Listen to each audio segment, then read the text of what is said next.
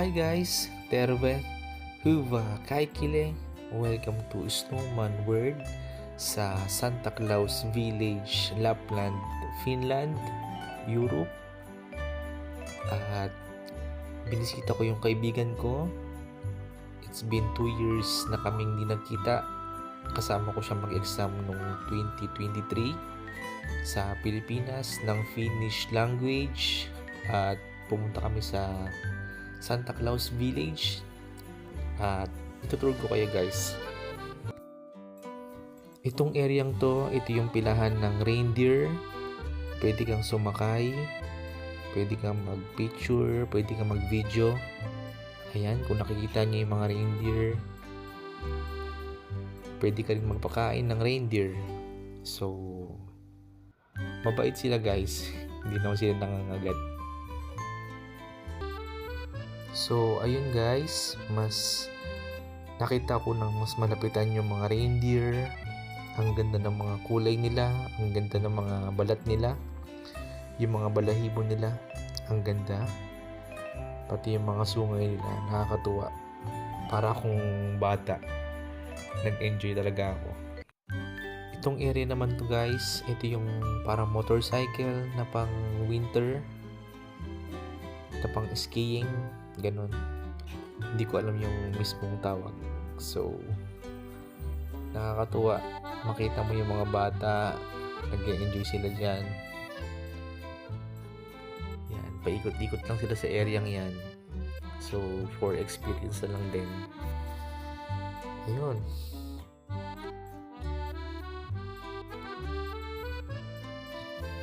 Hello guys. Dito naman. Dito ako mas nag-enjoy, mas natuwa sa gingerbread house. Sabi ng kakilala ko, bagong tayo daw to. Bawat bahay dyan, parang restaurant. Pwede kang umorder, pwede kang mag-stay ng ilang oras. And then, meron dyang parang bonfire. Pwede kang mag-ihaw ng makara or hotdog na tinatawag nila dito.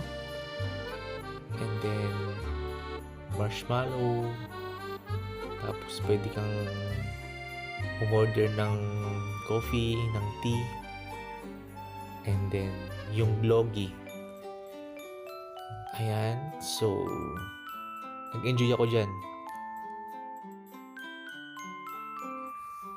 Ayan yung bonfire.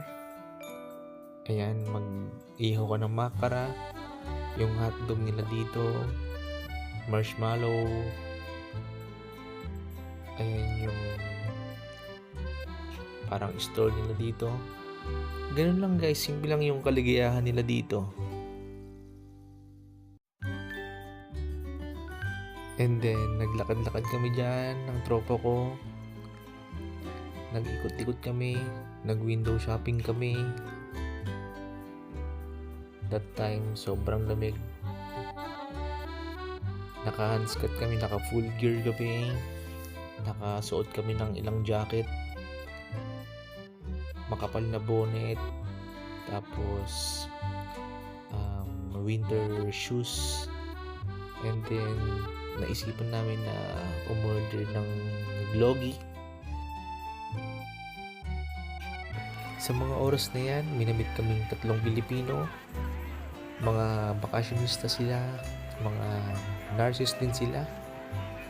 At nagkamustahan, nagkwentuhan. Ayan yung kaibigan ko. Nag-picture sa kanila.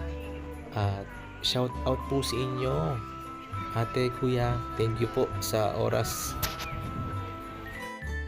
After na mag-iwalay-walay, pumunta kami sa restaurant para umorder ng glogi, pampainit ng katawan, nag-video, umupo, nagpahinga.